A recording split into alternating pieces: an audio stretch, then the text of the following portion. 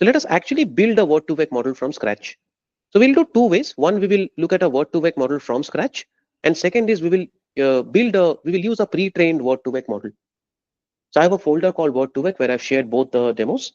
So demo number one is where I am building a Word2Vec model from scratch, and demo number two is where I'm using a pre-trained Word2Vec model. That means an available model like a Google Word2Vec model, a GLOV model like that.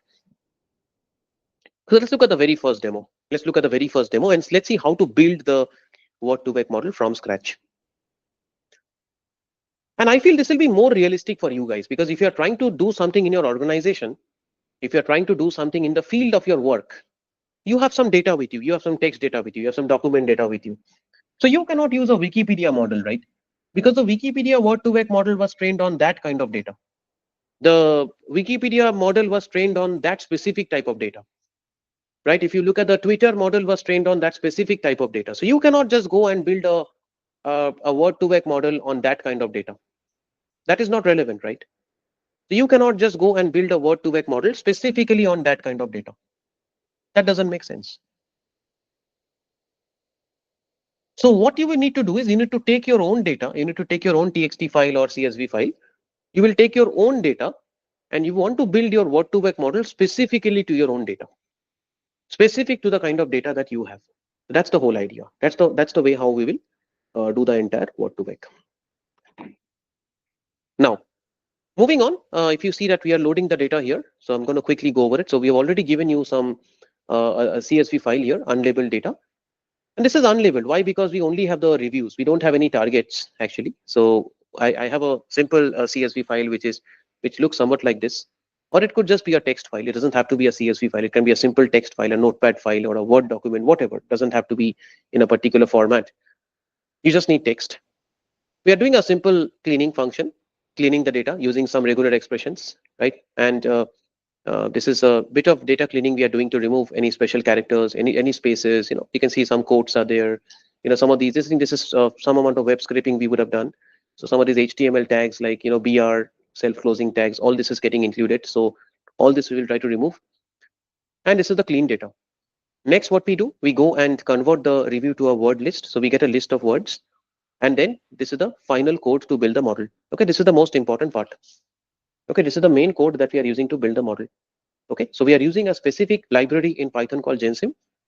You will have to install this package, pip install Gensim we will do. And it has a ready-made function for Word2Vec. Okay, so what you do, you simply give your documents as an input.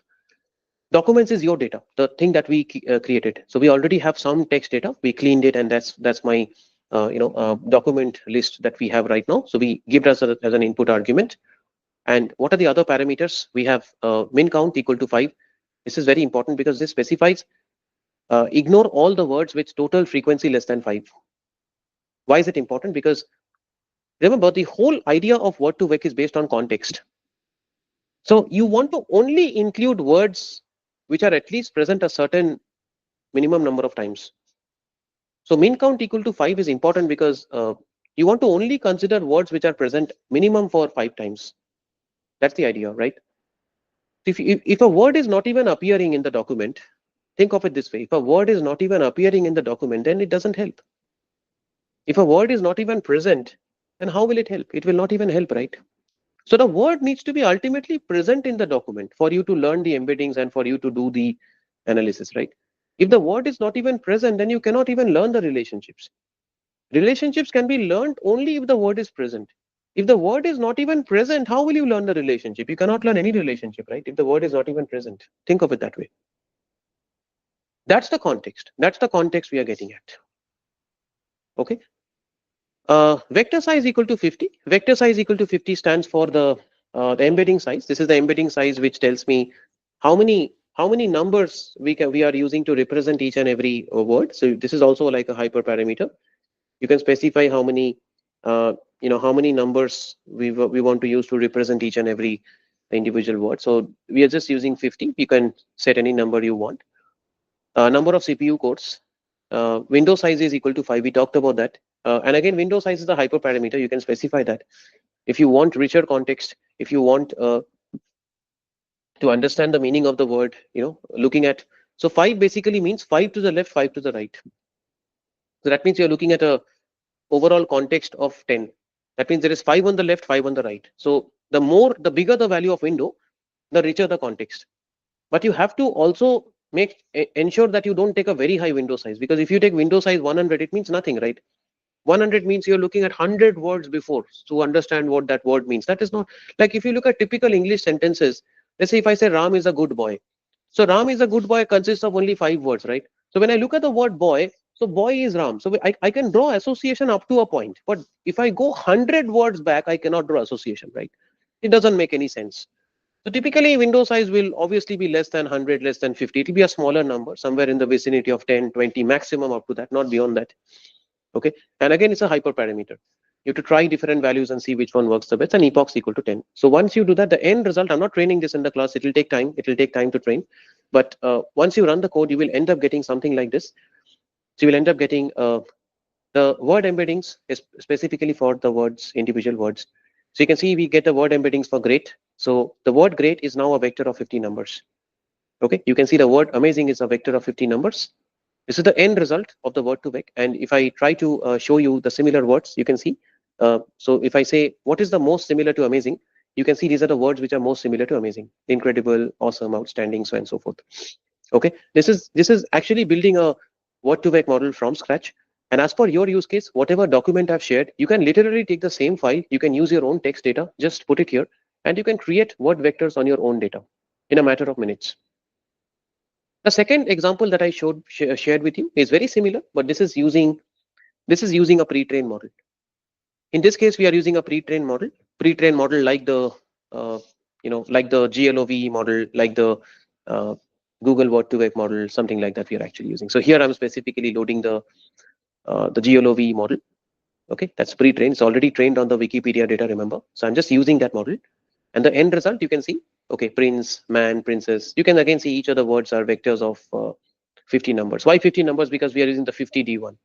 There are different variants. Remember, I told you there are 50D, 100D, 200D, 300D. So we're using the 50 dimensional one. Already, it's a trained Word2Vec model, so we can see the numeric representations of each and every word. And remember, just to reiterate, I mentioned this before as well.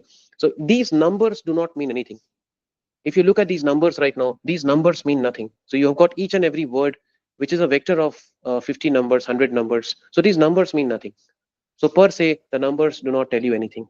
You're not able to understand anything from these numbers per se. Okay, but you will get some very interesting relationships. For example, if I ask what is the most similar to Ronaldo, remember glove was on the Wikipedia data, so it understands general knowledge, general terms that people use. So what are the words similar to Ronaldo? And it will tell me the words similar to Ronaldo are Ronaldinho, Kaká, Figo, Messi, Rivaldo, and so on and so forth. So we are able to understand similar words based on the context. Okay, and this was the question that we started our discussion with. Woman to king is man to queen. You can see that we are able to get the most similar words. So woman to king is man to queen based on distance formula. And we can also get some other very interesting things like, look at this one. Sachin to Saurav is Tendulkar to Ganguly. It even does a very nice job of finding relationships between popular names. The name has to be popular. That if you look at Sachin and Saurav, they would have come in Wikipedia many times. A lot of people would have cited, the opening batsman, India, like cricketers and all that, right? So it's able to understand the relationship between the words. It doesn't know their names, right? I mean, so in this case, the Word2Vec model doesn't understand what is a name, what is a planet, what is an object, what is a car, what is cricket. It doesn't know anything. It is just looking at how the words are coming, how the words are getting used, and it is just forming associations. And it's a very powerful approach, very powerful approach. You can see Sachin to Javagal is Tendulkar to Srinath. And finally, even country capitals are done nicely. Riyadh to India is Saudi is to Delhi. So Riyadh is the capital of Saudi, whereas India is Delhi is the capital of India. You can see that. Okay. And as I told you, you can now extend the conversation and you can find sentence vectors from word vectors. This is the core idea. So until now, we discussed about how we can represent each and every individual word as a vector of numbers. We can take every word and we can represent a word as 50 numbers, 100 numbers, and now we can extend the conversation and we can instead create document vectors. So now we have a document. Let's say we have laws of physics. So each of the individual words we can represent in a vector form. We have the word laws, which is 50 numbers. We have the word physics, which is 50 numbers. So we can take each and every individual word and we can effectively form a vector of words, a vector for the sentence as a whole. So that is what we refer to as sentence vector. So very basic way we can do it is averaging. There are different ways we can achieve it, but you can see the most basic way how we are achieving this is averaging. So see the code here, all of you. So title one is laws of physics. So we are getting the Word2Vec for laws. We are getting the Word2Vec for of. We're getting the Word2Vec for physics. Okay, and one very important thing, of and is not a stop word. Remember, moment we talk about Word2Vec models, word embeddings, there is no concept of stop words. Stop words were only until the last approach that we discussed, count vectorizer. But the moment you talk about context sensitive models, stop words do not make any sense. Like stop words are equally important. So, when you talk to a chat GPT, the kind of stop words that you're using, the prepositions, conjunctions, determinants, what is your name? So all these words are important. So is, of, the, so all these are also important words. So whenever you're working with word embedding based models, remember you should never ignore stop words. You should always consider stop words. So anyways, I've got the individual word vectors for these words now, laws of physics, and all I'm doing is I'm simply saying W1 plus W2 plus W3 by 3. It's a very naive technique, but it surprisingly works very well. You have different approaches we can use for it, but this is the most naive approach that I wanted to show you, how you can generate a document vector. And this is a much better way of representing or vectorizing the document instead of using word counts. Okay, because now all of a sudden we are able to somehow represent the document in terms of its average meaning. Average meaning. So we are able to somehow represent the meaning of the document, what the document actually means.